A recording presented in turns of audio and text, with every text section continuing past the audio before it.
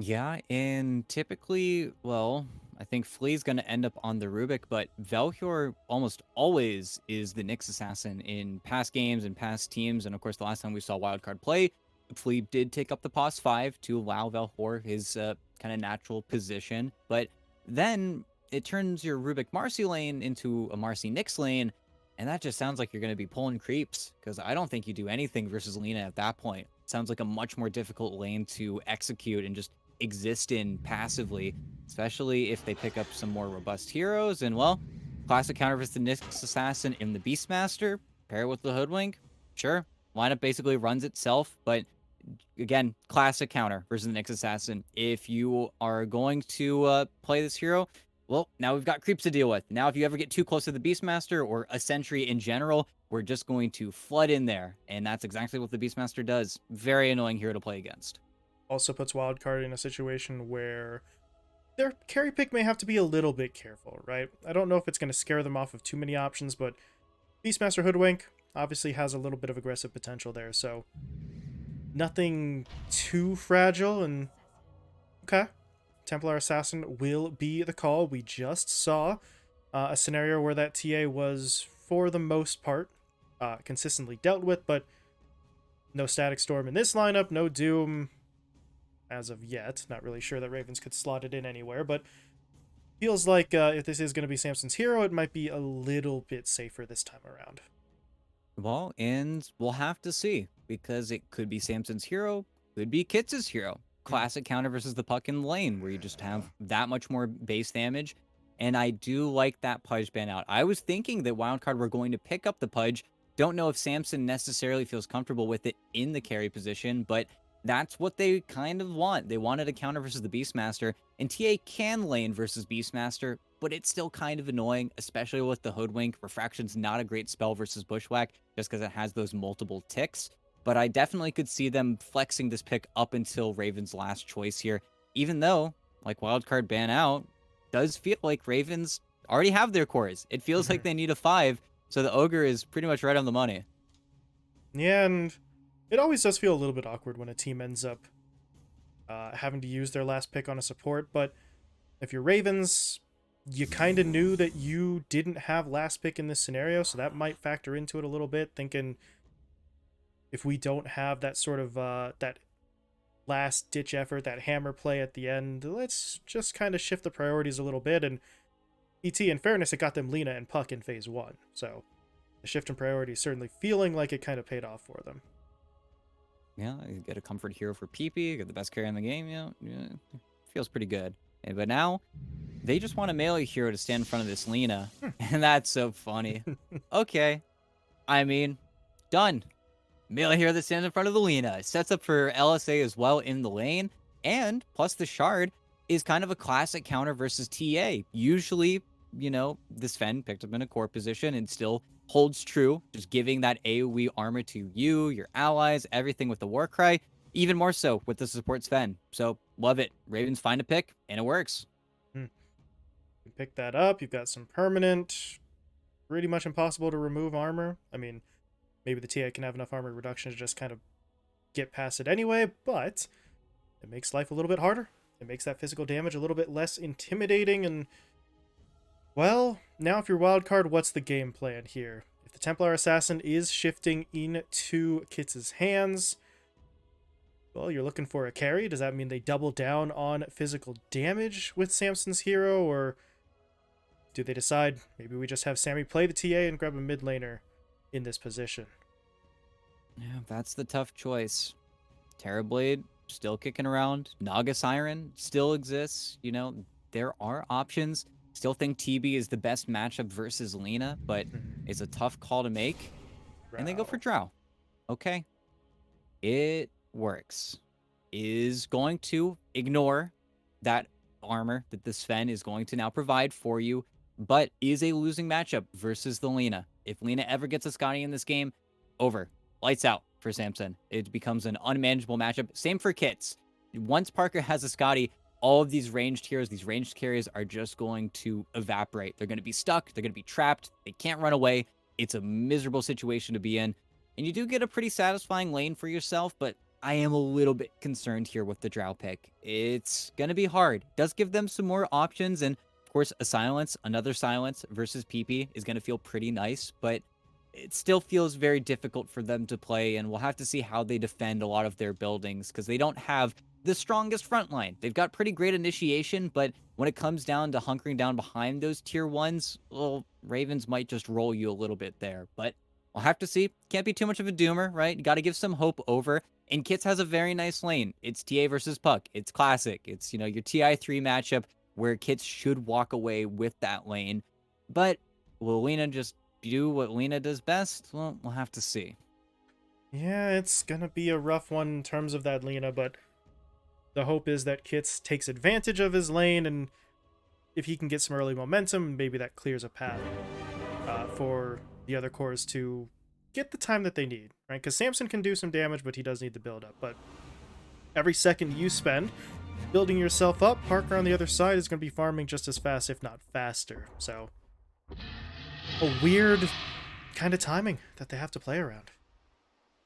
No, definitely. And we'll have to see how it all kind of meshes together because Kits is going to want to Roche. Will Samson be able to facilitate that? Will he have to die to kind of give Kits the farm in the space to allow him to be that secondary carry? How are they going to share the map? I think the one thing we can say with Wildcard is that at least Sunlight doesn't need very much farm on the Marcy. The hero kind of just does what it needs to do with very little, gets phase boots BKB, and then he's probably fine. But how they split the map is going to be a question that Wildcard are constantly going to be asking themselves here. Where Ravens, it's a little bit easier. Parker kind of has a funnel. Everybody makes way, breaks apart, lets the Lena go into the safest parts of the map, while Puck occupies the most aggressive parts of the map, and then Beastmaster just stays in the bot lane. So really, they find a slightly easier balance to maintain. A lot of wards being thrown down in this particular area near the ramp. And, well, it's actually a little bit strange. I mean, they dropped the obs ward here on the ice spot early on and then throw another one in the river. A little bit of overlap there as... How far do they really want to go here? This is not a position we normally see these teams go in between the towers, and, well, you can kind of see why. It's hard to really hit up onto anybody at that angle, so Ravens will simply pull it back, get themselves ready for the laning stage, and, well, they give up on the aggression ET. I mean, double ward in this Southside jungle, they've just got an insane amount of vision. Yeah, they see about everything they want to see. They also are going to rotate pretty heavily there. Really, both teams just being very aware of the other's position, seeing what support ends up coming for those runes, which will matter. But also, I think they realize that if Demon can sneak up onto Kits, then PP might have some kill potential. That's pretty much the only way that Kits should be dying in this lane. But in the meantime, we'll see how this game starts. Do get a little bit of a stun down there onto Demon. Velior comes in with the level 1 Impale, and that allows him to do some damage, snipe out Demon's Courier, but the creep block there. Benjaz himself blocking Samson's wave so that his creep wave pushed into tower, so now it should push back in his direction.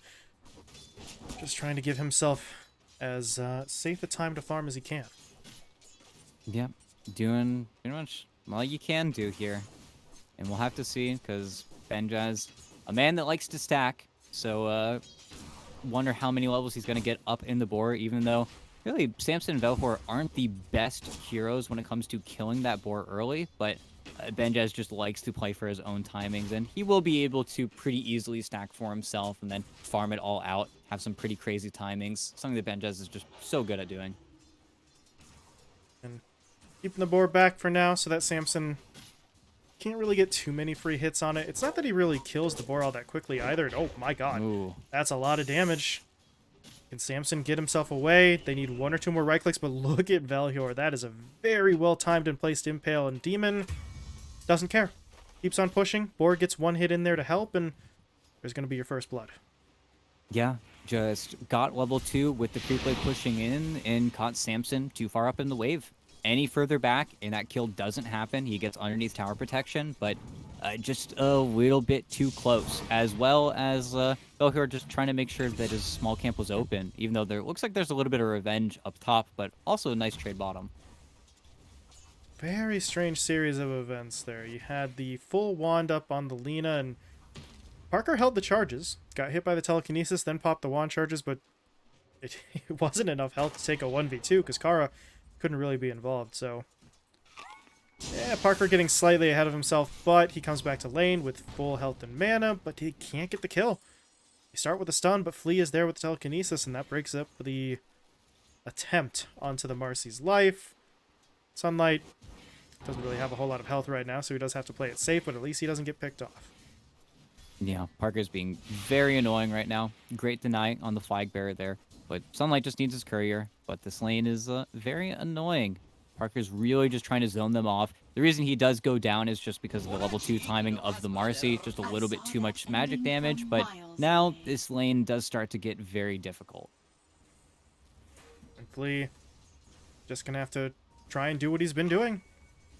Maintain enough mana to get that telekinesis if things do start looking a little bit rough, and also, you know, make sure Kara's not catching him so far forward that he gets hit up by the double stun and then gets picked off. But they're actually trying to get aggressive here. It's not going fantastically at the moment, however. Parker holding his ground, dishing out a lot of damage. That doesn't really work out too well. Sunlight, this is kind of the downside of this laning setup. He has the 1 point up in the rebound, trying to sort of help herself by helping a teammate, but sidekick on Flea doesn't really do much other than just the self buff for the Marcy. Yeah, it's a little bit of damage, but it's certainly not the best, not the worst, but they're surviving in this lane. And then, as is still true, once Marcy gets level 6, you know, we'll see her unleash, do a lot of damage. Wave is also really far up, and without Kara unblocking his small camp, he has to unblock the large camp instead, but without any pulls, this lane actually looks really easy for Sunlight. They kind of need to get that small camp open, as bottom lane, easy kill on Velhor, board up, can't do much. Yep. Yeah, it's going to get caught, tried with the Carapace, it bought him a little bit of time, but not enough to live, and 2 kills for Ravens on the board here. In the meantime, up top, stun onto Sunlight. Secondary stun comes through. Parker, though, does not have a lot of health. Trying to dance his way through the trees. He's not going to be able to win that fight, though. That's twice now. Parker's been taken down, just getting either forced into or committing himself for fights that he's really not prepared for yet. As speaking of fights you're not prepared for, Samson getting himself run down under tower. Benjaz sends in the boar, I think, for the last bit of damage there, but that is going to even things up a little bit with both carries being picked off. Yeah, this bottom lane is not really going to get any easier either. I think Benjaz has the full Helm of the Dominator and one more creep. Probably agreed out for clarity, but it is interesting to see him actually go for the boar build when it seems like everybody is just going Axis nowadays, but it just works. It's very annoying. Belhor just doesn't have enough actual wave clear to help his teammate out when it comes to killing those boars. And with Benjaz off to such a great start, now the Hoodwink's going to get active on the map. Making a bit of a rotation, hitting that 6-minute timing. The rune, unfortunately for them, spawns on the other side. Flea actually was forced to deny it, though, because Kara got in there and forces some action. Doesn't even die for it. Kits, maybe if he got one last right click off there, could have done something, but that would have put him in tower range and really didn't want to take that risk. Yeah, and mid lane has been incredibly even. Kits has not really been able to shut out anybody just yet. PP's just doing a great job, not getting too many denies out from underneath him. But Kits is also at that point on TA where he can just farm if he needs to. PP also needs some sentries in the mid lane. These traps make it almost impossible for anybody else to come towards mid, so he's not really finding an aggressive play. But look at back bottom. There, he's got the Hod creep, but here comes Sunlight. He's trying to help out Samson, but I think they're gonna lose the Drow. Do they get Benjaz, though? He's so tanky. And the creep is still tanking the tier 1 tower. Oh, this is so annoying. And Benjaz just walks his way out of there, and Sunlight's got to kind of be careful. Oh, Demon. Yeah, there's the bushwhack. Demon, yeah, okay. I think Demon thought, and I thought, that Benjaz was going to provide a little bit more assistance, but now PP comes in. Did not hit that coil onto Sunlight, though. He's just barely out of range, so I don't know if they want to keep chasing this. Kara's making his way over, so there will be an extra stun in the mix, but it's feeling like this is getting too complicated. Kara, though, okay, doesn't seem to care. Pushes his way forward. They don't want Valhor, though. They really do want to catch Sunlight. They'll take what stun they can find, however. But they're a little bit split at the moment, and Sunlight hits 6, pops the Unleash. Samson, in the meantime, gets caught out in the top lane. Parker is able to win that fight up against him. We're keeping it bot here because Valhor got a big stun onto 2. Kara's going to get taken down. Ben just fell moments earlier. And somehow that kind of works for Wildcard. Of course, they lost their Drow Ranger top, but in terms of the fight bot by itself, ET in a vacuum, they do a pretty solid job. No, they definitely do. They do give kits the mid tower, though. They completely ignored the TA, which results in the building going down extremely early. So really, Samson kind of knows where he's going to sit into this game. Sunlight's having a great game. Kits is having a great game. You're going to be on mode recovery for quite a bit right now because he doesn't have a home. He is a Drow Ranger farming at level 5, not having a great time. You know, yeah, it's still crazy to me that they're able to get the kill on Benja's bottom, but now that he has Roar, now that he's got his creep, they're back onto the tier 1. Feels a little bit less likely now. Velhor, well, there you go. Easy kill. Tier 1's going to go down. Now they want to make a trade happen, though. Could definitely see them getting more aggressive onto Parker, but now it's just up to Parker to dodge out Wildcard a little bit, and then Ravens get everything they want out of the map. Parker's just going to bail out of the lane entirely. Makes his way mid. Again, no tower here, so he's got to be a little bit more careful, but should be just fine.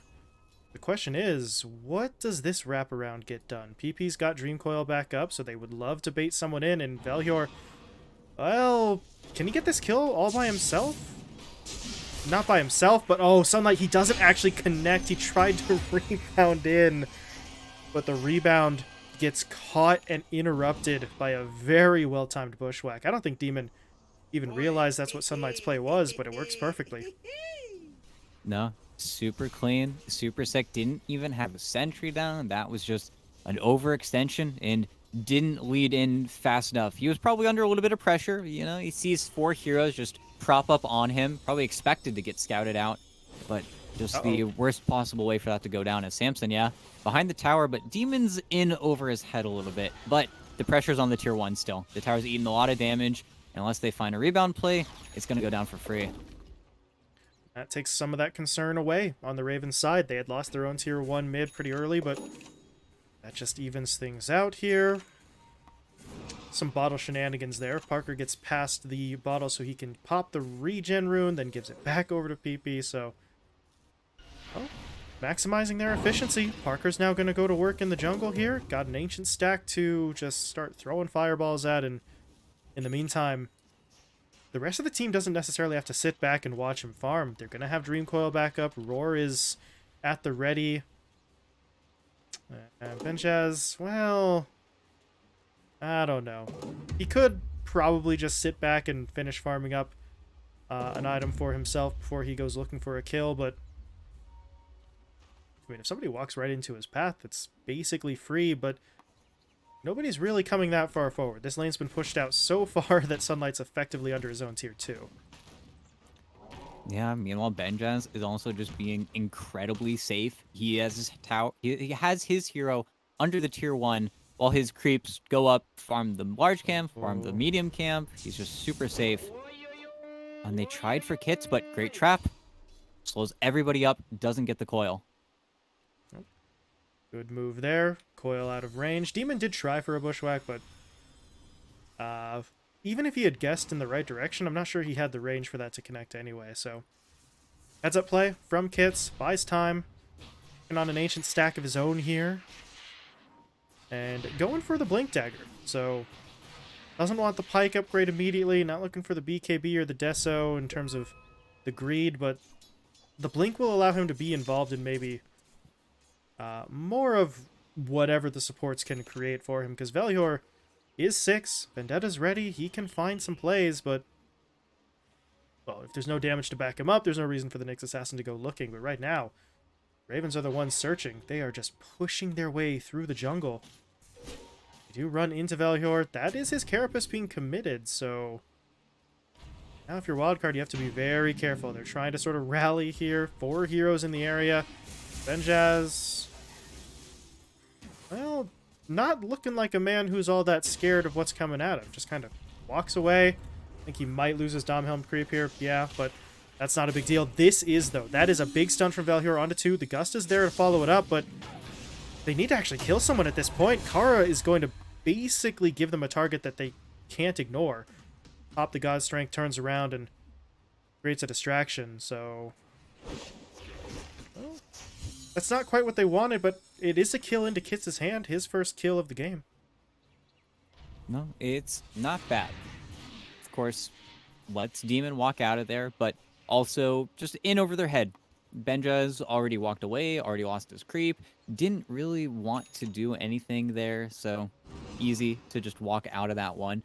And Valkyr just really good at finding that stun. And he's going to have to find a lot more of those. It's where he really is the best first disable for his team. He's being real annoying, and, well, Parker, you're here real far up, and Samson randomly shows up, but I'm amazed that they're hitting this tier 2. It feels very random, but okay, I guess they're committing. Coil and Roar onto Samson, blow him up pretty quickly, and then they stun the TPing Flea. He tries to TP into the fight, and I suppose technically he's successful, but he ends up dying, and now Valhor, what are you doing? Is he going to be able to get that? Yeah. Just goes for the kill onto Demon. Not much else for him to do. He can't pull creep aggro. He can't save the tower, so... Find a kill. Somehow get himself out of this. TP is available, but he needs to make sure he's clear of Kara. Tree... Honestly, yeah, he could get away with it right now. Kara won't catch him in time. And he gets away, but, I mean, you lose the tower, you lose Samson in a very awkward position. Not a great look. Yeah, very peculiar. Definitely a bit of an odd one, but, you know, you take what you can get. Kind of crazy that Ravens just know to push for a 14-minute tier 2 tower, but they've played this lineup before. They've got that confidence. They're starting to build up a little bit of strength here, but Wildcard want to do something. They're smoked back again, looking towards bottom. Sunlight has an armlet. He's going for the BKB now. He has a lot of damage, and Benjaz is walking right into it. Oh, trying to sidestep there. I think he realized the rebound was coming, but not able to actually get away, and now Kara just died for a bounty rune, basically. Okay. Bit of a suicidal play there, but at least he's able to get the money into his teammates' hands, but that plate by itself would have been just fine for Kara to go down there, but if you kind of slot it in next to Benjaz getting picked off, it becomes a little bit less valuable. Yeah. The only thing that Wildcard need to be worried about now is just turning some of these pickoffs into Roche, and then they're happy, really, in truth, as, oh, Samson, he's got a friend, though. Belhor is here, and that's enough damage for them to get the puck, but is it enough for him to walk out of here? Because Samson, they know his TP's broken. Parker's a little bit scared to commit, and the cooldowns are coming back up. Belhor's got to impale in 3 seconds here, but do they walk out of this one? I don't know, and Samson, well, the Drow game continues to suffer. But for the Roche. Yeah. Sneak their way into the Roche pit while everyone's distracted bot. So funny. Samson is sacrificed, but hey, if it gets Kits and Aegis, you're just really going to have to be okay with that, because there really wasn't an alternative there. Once his TP was canceled, you are just kind of stuck. Yeah, kind of all ending here on Kits' ability to carry this game as Ravens get back together. Sad because they would have loved to force the Roche themselves. Benja's almost having his Helm of the Overlord, but it's where Wildcard are just a little bit too quick with the rotations. But during all this time, Parker is also farming incredibly quickly. Going for a slightly different build as well on the Lina. Not a bad item at all, but going for the AC as opposed to the early BKB into the Silver Edge. just wanting to be a lot more durable versus the TA because he feels like that's the one matchup he has to be concerned with this game, and I absolutely agree. Right. And the lack of BKB does maybe leave you slightly vulnerable to some of the initiation, but it makes it easier for you to survive the actual damage. And considering the fact that Parker in some of these fights has had to be maybe not on the front line, but definitely in the midst of it, well, he could use the armor. Not in that instance, though. I don't know exactly what the plan was there. He must have thought Samson was entirely alone, but that was very much not the case, and now Kits is coming over, looking for something. PP, though, does he go for it? If he hits the Dream Coil, that's great, but there's not a lot of damage to follow it up, so he's not going to commit. Yeah. Team all calls for back. A very wise back as well. A team fight that they would have lost. Would have been just a little bit too much damage coming out. And, well, we're kind of back. Samson still doesn't look to have the prettiest game, but he's got a pike. He's probably going to get a shard soon. He's going to start farming, making some space. This has kind of been the game plan for Samson ever since switching back over to that carry role. Just give him the worst lane. He'll recover. It'll be fine. He's going to build himself up slowly but surely. Be really defensive along the way. Look at mid. Big team fight. Can they bring down Kits? Sharpshooter is being channeled, and it does hit, but they need more damage. Oh, okay. The Overlord creep gets in there, but now Sunlight's going to jump in. They're looking to regroup on the second life. That's a very nice bushwhack, and it follows the roar. Or the roar follows it, but Kits is still not dead. They need to be able to take him down, but there's the right clicks from Parker. Able to clean up, and Samson now on the run. Silenced up. No gust for 8. He's getting away for the moment. Can Parker just hit him with the LSA, though? Yeah. Samson turns around thinking he has a moment to dish out some damage. Instead, it sets him up for the kill. Yeah, and well, Parker, he finds the Grove Bow. He just sits there, 8 clicks, making sure he has those 7 stacks, but is also just too tanky for that fight. And they run out of abilities, disables. They cannot control him. Despite not having the BKB, the fight's just a little bit too wide open. It's also where Ravens, very wisely in the nighttime, just place this Ob Sentry. They see everything. They give Parker pretty much free range over the fight, and then they walk away with it. And this is all before Parker finishes off that one big item. So AC, I think, coming out on the courier, he's only going to become a more annoying Lina. And, well, there we go. Him. Parker, really just holding his ground quite nicely, but he goes on Sunlight, so Kits was just free to do damage. Now the supports, can they get themselves out of here? Trap's going to slow Kara down. Belhior comes in for the stun. Demon bought a little bit of time with the bushwhack, but not enough, and a stolen Dream Coil out from Flea. He's going to lock Demon down, and Kits gets all 3 of those kills, so... Well, once again, we sort of see a weird dichotomy here. On the one hand, Parker, when he's safe, just goes in and blows everyone up, but the counter side of that ET, you know, he gets a little bit overly ambitious there, caught in a 1v2, and gets himself and 2 teammates picked off. Yeah, gets a bit excited, gets himself in a fight that he can't walk away from, so he does, you know, lay out and does get the kill onto Sunlight, which is, you know, great for his gold, great for his net worth, took away a streak, I think, as well, but we'll have to see, because Parker, he's been kind of out of control here with his item builds in the past few games. He's been really feeling overly confident, I think, in some of these situations, but the man knows what he needs, he knows what he likes. Last time, he played Nature's Prophet and had Daedalus double Moon Shard, so, you know, he does what he wants. He is Parker, but we'll see if that ends up being enough, because I do think as well, if he does get a BKB and a Scotty, his game looks pretty darn easy, but we'll see. As the scan hits, looks like Ravens wanting to move in. It's a scan that they think is going to hit onto the TA, but it's actually Velhor who's still sticking around here. Not the target that they would want. And look at this. Smoke pops, blink out, but Demon catches him anyway. Needs some help, though, from his friend, and, well, is it enough? Not enough for him to commit. Well, that does push the Nyx Assassin away, if nothing else. It freed up Parker to push on to the tier 1, and now potentially the tier 2. Glyph comes out, ET, and is this something that Wildcard should be looking to defend? Because, well, they're not going to get the Glyph back. Yeah, it will not refresh, and if they want to, they could look for more, but farming also takes priority. They still want to be out onto the map. Parker has his second plate mail and is looking for a Shiva's guard now, so he is just gonna be the physical damage resistant Lina. Look at him. He does have a ton of armor. He even gave up on the Grove Bow to get more strength, more stats from the People's Gifts, and I guess it's working. I mean, yeah, if it keeps him alive, I guess, more power to him, but... Well, right now, they're just kind of taking some shots at this tower. Tier 3's already lost over half its HP. Parker hitting from the low ground, just needs continuous vision. Wildcard, eventually, just come over there and definitively push their opponents out. This play could get a little risky, though. A smoke?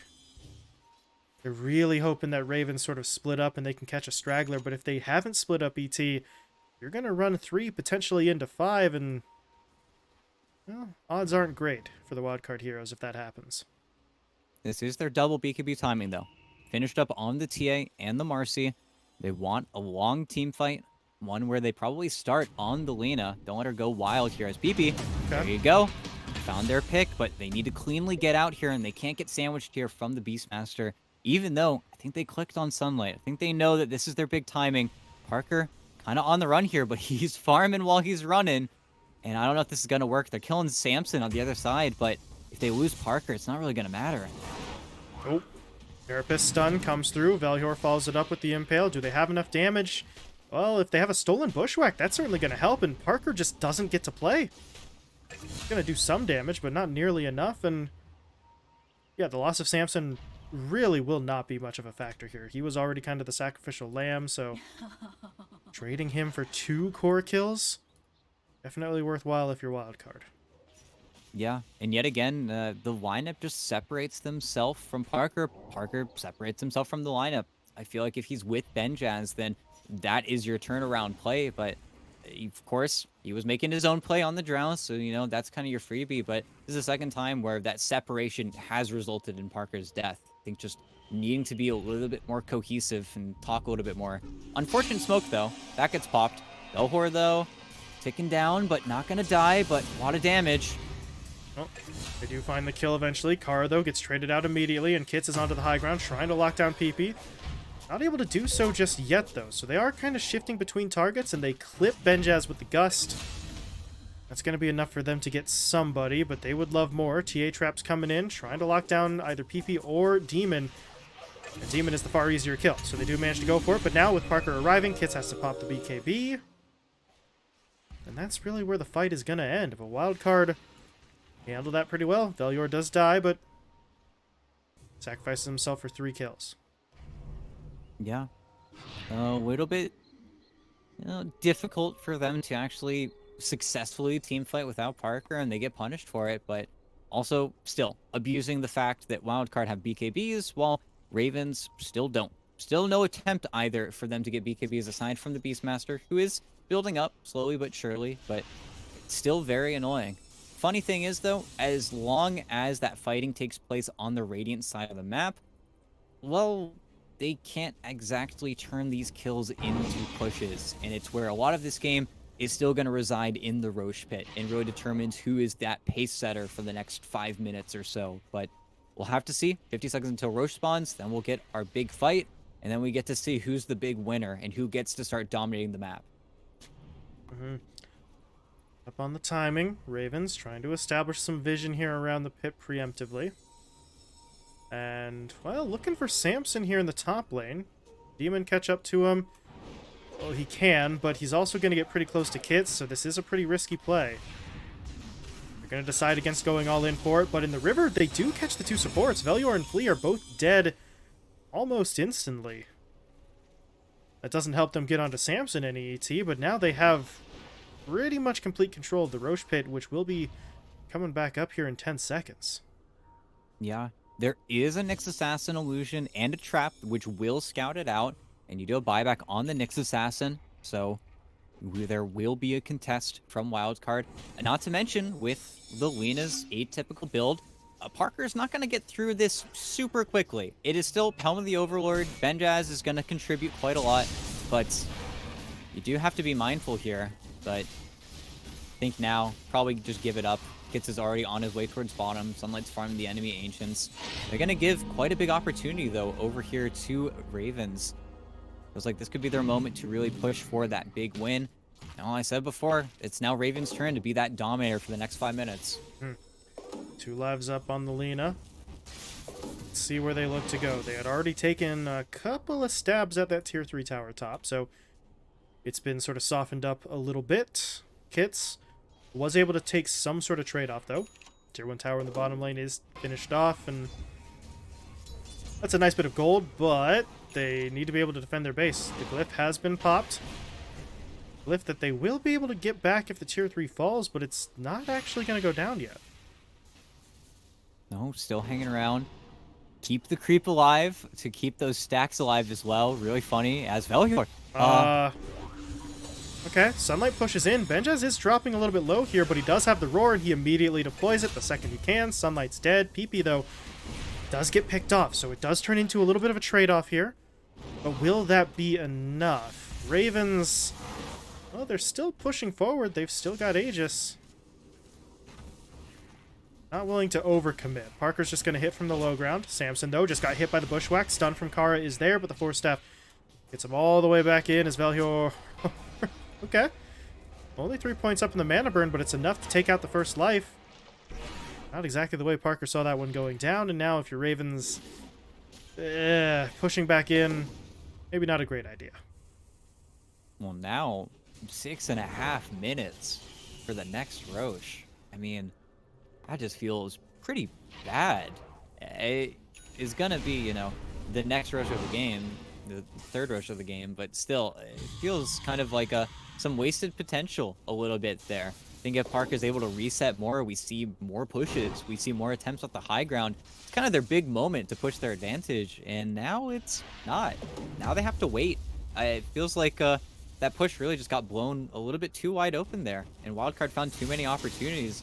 Of course, very annoying to push into them slowly. You're getting mana burn, you're getting chipped away by the multi-shot, there are TA traps on the high ground. It's not fun, but still, kind of disappointing, honestly. By kind of forcing the issue a little bit, they end up really missing what was supposed to be a big opportunity for them, and now Kits, he's got the Daedalus, he's got a lot of damage to work with, and, well, they do end up losing Velhor on a bit of a scouting mission there into his opponent's jungle, and he will be punished, but that's what the Nyx Assassin is going to be trying to do, right? Pop the Vendetta, go get yourself some vision, scout out whoever you can, and maybe even find kill opportunities as, oh, Kits, he thought he was the one setting the trap, but now he's got to run. BKB activated. He's able to blink away at least, so he should be fine. Force Staff for good measure there from Samson, but yeah, Sentry Ward doing some work, Hawk Vision on top of it, so not as sneaky as he thought he could be. And now, well, here we are again, looking at the high ground, but this time ET, they don't have the 2 lives of the Aegis to work with. They don't seem to care, though. That was just a straight-up roar onto the Drow, but multiple Force Staffs coming into play there to get Samson back, and I think that Sharpshooter hit actually landed on Kits instead, but it's not really going to matter. Yeah, even though for Wildcard, pretty big opportunity. Going to be a bottle DD run on the Lena. Parker just got his BKB as well, so if there was ever an opportunity for Ravens to take some definitive engagement, now is kind of it. It's also really funny to look at Parker's armor bar whenever he's next to Kara, whenever Warcry is active. He's got like 63 armor, something ridiculous like that. It's just, it's so stupid, but it works. It makes sense versus Drow TA. It's just so unconventional. I don't think we're gonna see this. This is one of those games that just messes up the Dota buff for Lena for days. You look up a pro game of Lena, this is not what you build, but this is what he's got. So you know, it's Parker. It's just Parker. If he can make it work, well, I don't really know if it's something you should be inspired by. Just because Parker can make something work doesn't mean the, average pub player is going to be able to do the same. But unfortunately, ET, that's how Dota works sometimes. Sometimes people are just kind of copying what they see work before. Of course, that is assuming that this works. Right, the Lina is very strong, but they still need to be able to take a fight. They need to find a target that they can get onto cleanly. Of course, they do have the means of doing so at their disposal, right? They've still got Roar, they've got Bushwhack. Sure, you've got to work through some BKBs here, but Samson doesn't have a BKB.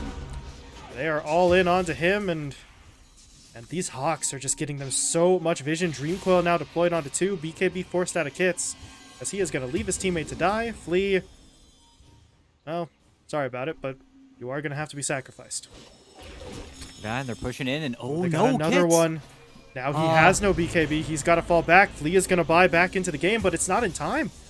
Kits is already dead. Valyor, points for the effort, but also too late. But now Sunlight makes his move, popping the BKB, but the physical damage. Parker just says, cool, free kill, thanks.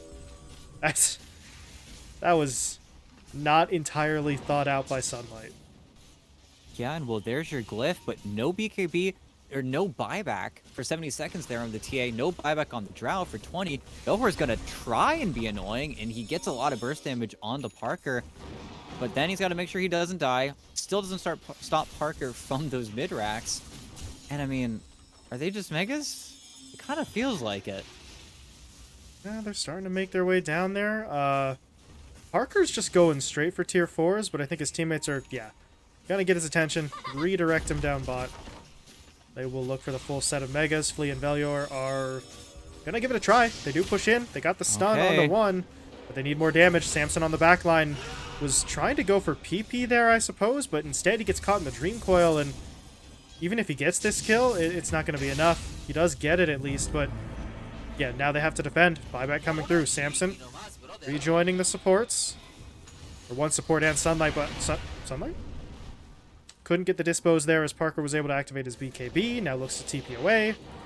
He'll make it out. Kara, not so much. Yeah, Sunlight finally has a disposed target, and the ranged Rax is still standing, ET. Probably not for much longer the next time there's a push, but for now at least, no megas being picked up just yet. Yeah, it's almost like if Parker hit half of that tier 4 or less, it's okay. But Parker's, he's probably chatting it up. He's probably looking at his other monitor. He's probably talking to some friends right now. There's the Roche timer, by the way, for if anybody wanted it. Kara's just letting the world know. Valior says thanks. Yeah. Everybody knows. It's kind of a fun game. We're kind of fast and loose here, but in a more serious light, Parker does finish up the Gleipnir. Finally gets that item. It's going to be very obnoxious, but Wildcard have maybe one more team fight left in them, and an actual team fight. They are going to be able to farm up maybe a few more buybacks here, especially on kits. Would be kind of nice to throw 2 lives into the engagement. And do find a pretty nice pick onto the Hoodwink, but they got to keep this ball rolling. And unfortunately, that is not an early Roche. That is a pretty late Roche, meaning that Wildcard aren't going to be able to snowball any of this control they just got around this pit area. In fact, a lot of their control is going to start to fade away by the time that Roche is actually spawned. Not the best timing for Wildcard, which is a little surprising. We'd been seeing a lot of early respawns on Roche, but the streak did have to end eventually, and well, here we go. Big fight. Ravens are pushing bot, but Kara's going to act as the early alarm. Spots out several heroes on him. He is going to die for this, or oh, maybe he's not. There we go. Does get taken down. The Roar, though, was deployed onto Samson, but where's the rest of the lineup? Parker, well, he went for the megas. Slightly understandable, but does mean that the rest of the lineup took a fight that I'm not really sure, ET, if the thought process was Benjaz will push in and be a distraction, or if they thought it was going to be a fight and it wasn't, as Parker... Okay. Parker's able to find himself a kill. Oh, he can't BKB now. Oh, he has no mana. Now he does. Okay. BKB activated. Sunlight will lose the fight. Kits may lose the fight as well. He is in some serious danger here. Oh my god. They finally bring him down, ET, but PP is in there to try and close the deal. Kits dangerously low on HP. PP goes in, gets the kill. Velior. The stun is there, but it's a little bit too late. There's a buyback on the TA, though, so if they need kits, and yeah, they need kits, he's going to buy back. They're going to get in onto Demon, is what I was going to say, but he is scurrying himself out of here, but he doesn't have TP for 40, and he's going to get caught, but Oh, the resource is now so unbelievably low. They're dealing with megas. There's no buybacks left. And, well, I mean, if Parker's going to go down, he's going to go down in style there. He really does a number on the wildcard lineup. Yeah, he picked lane and he walked up and he right-clicked people. It's really crazy. It really is. I mean, it is the Lena major, you know, XD. So stupid. As Samson's courier dies. Daedalus gonna be on deck now for 3 minutes, but you know, they got kind of all the time in the world here. Scouting out the Roche. Wildcard are very aware, but inundated with mega creeps. Kits is going to be stuck in the base for at least a little bit, at least until his Drow Ranger respawns, but as soon as Ravens want to, they're gonna push into the pit. Already Benjaz is making his way over there. And there is great vision from Wildcard, but I would still be very surprised if they make a conceded effort to get in here. It's just a little bit too fast. Ohor's being annoying, though. Getting the D words. It's being obnoxious, but once the Lena is alive, don't know how much longer this Roche is going to stand, even though Ohor getting around, being annoying. They don't have a gem, so got to be careful here, and he is getting closer to the pit. Card does place the sentry, though, and now got to be careful. Got to make sure not to give up his life, even though... There's the coil. Nice carapace to stun up 3. But, yeah, he's still dying. No real way out of that one. But if Wildcard didn't at least suspect that Roche was happening, now they know for sure that it's going down. But now, it's too late to really do anything about it. Okay. Okay, Parker. Parker, okay. Too cool for the Aegis, he says. Who needs the Aegis, he says. I'm looking around. There's a refresher shard as well. I don't know where that. I think you just get it too. Doesn't need it. All right. Well, now if you're Ravens, you gotta deliver. You can't really blow it now. So let's see what they can do. Tier 4 towers getting hit up. Gonna lose both of them. Hits. Gonna get caught by the roar. Parker pops the BKB and marches in. Sunlight, though, steps in front, so he will go down first. No buyback available. But at this point, it really doesn't matter. Kits is back to the fountain. That's great, but the Ancient's been exposed. It's dropping down rapidly. Samson's gonna die. And Ravens take the win, ET. Well, they didn't need Aegis in the end. Yeah. I mean, kind of run out of time. Yeah. We'll see if Parker continues to be on Ravens. But, you know, if there's one thing we said about Dodd, it's that he definitely all chatted less. But, yeah, Ravens feeling pretty great. Now their playoff, at the very least, is locked in. They're going to be bumping around between that 2 and 4 position of the playoff seed. And, we'll see how that fills out with our final day. But they're feeling great. They're happy. He's just doing what he wants on Lena. The draft is a little bit too strong. Great Sven pick coming in from Ravens. I think they really got exactly what they needed in this game. And Wildcard had some opportunities, but Samson's just too bullied. He's just playing against opponents that are too ready to find and take him down. And Kits and Sunlight had to be so focused on their own games that they could never really give support over to the guy who's having the worst game. So doesn't really get to play Drow, doesn't really get to feel the farm. Also greeds out entirely, kind of lost his mind after the Manta style, just never gets back into the BKB. And of course, it's a sad item buildup, right? You don't want to have Hurricane Pike, Manta style, BKB, but maybe you just get a BKB. And, you know, I don't know. It's tough. It's really difficult, but, well, Wildcard didn't have anything to play for coming into the series. Now they just don't want to get 2-0'd, or maybe they do want to get 2-0'd. I don't know. It's hard to say. Ravens definitely want the win, though, and they're going to work for it.